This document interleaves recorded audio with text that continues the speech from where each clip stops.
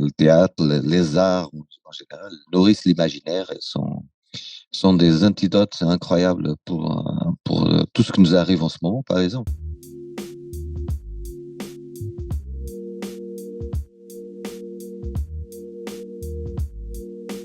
Je m'appelle Paulo Duarte, je suis portugais de Porto et pour me présenter, je me présente toujours comme un artiste plasticien qui fait aussi de la marionnette, du théâtre visuel.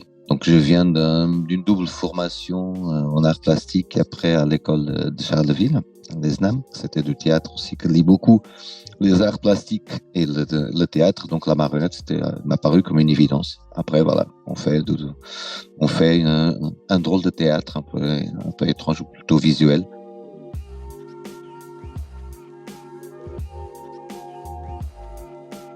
Pour bien dormir, c'est une expérience visuelle.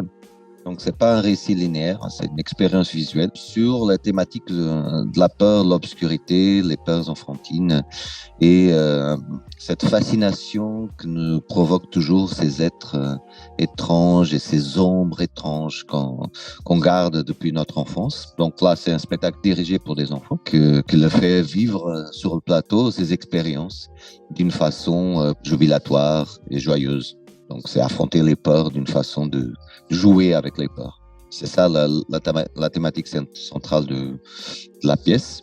Après, il y a des enjeux artistiques, genre comprendre une histoire à partir des signes visuels, à travers d'un rythme aussi qui est beaucoup donné par la musique que Morgan Dagny a composé, exprès pour cette création. Donc, Morgan, il nous a accompagnés depuis le départ. Et du coup, la musique, elle a aussi un élément assez important, autant que la scénographie, les marionnettes, ma présence à moi.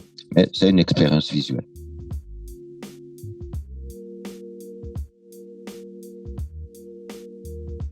L'origine du spectacle, ça date la première rencontre qu'on a fait avec Charling Okema en 2013. C'est l'illustrateur avec qui on a travaillé pour la pièce Pour bien dormir aussi.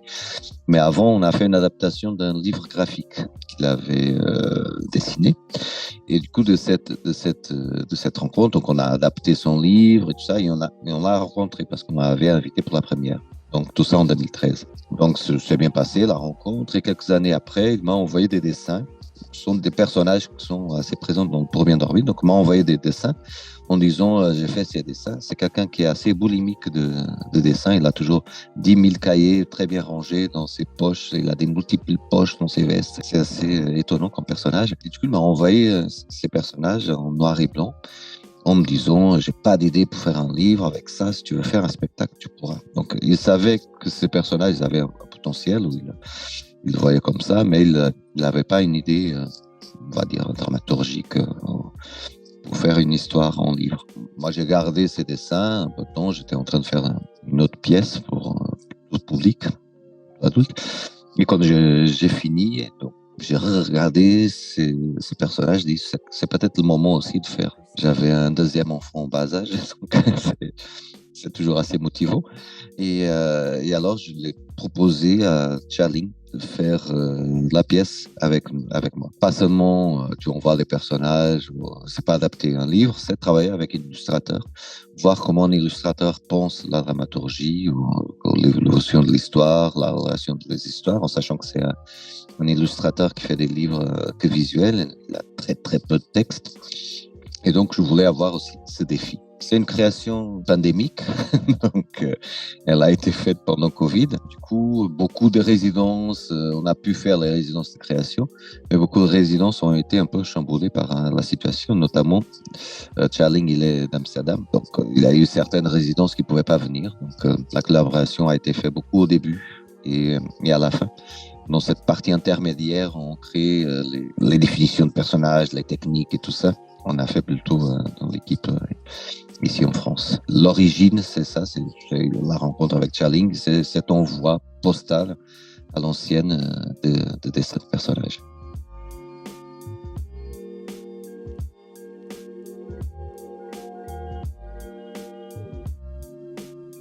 Des festivals comme le festival Scène d'enfance sont assez importants pour nourrir ce public parce qui ne connaît pas ne va pas, commence assez tôt à aller voir des spectacles, ils seront des spectateurs potentiels après.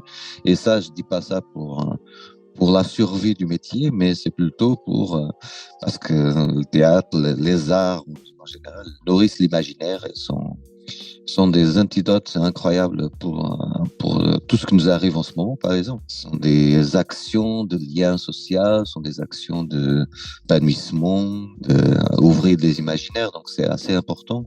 Surtout les enfants, ils sont tellement des éponges, ils sont tellement ouverts à ces découvertes qu'il suffit de presser dans le bouton. Donc c'est très important de ne pas laisser stopper cette envie, cette ouverture qu'ils ont naturellement et continuer à le nourrir et à faire des adultes ouverts et épanouis.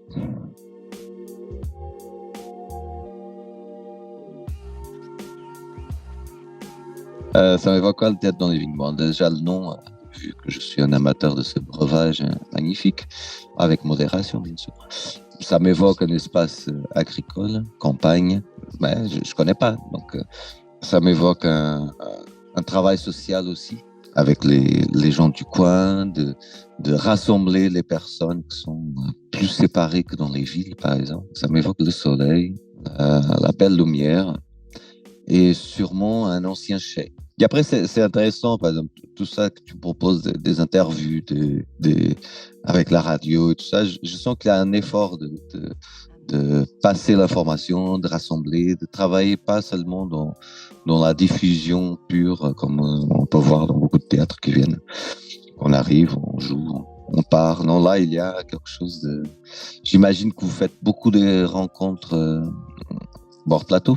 Donc ça c'est une chose qu'avec les jeunes publics, j'ai appris à faire. Avant, je faisais très peu. C'est assez riche, donc j'imagine que vous êtes un bord plateau général pour tout le fonctionnement. En fait. C'est l'idée que j'ai.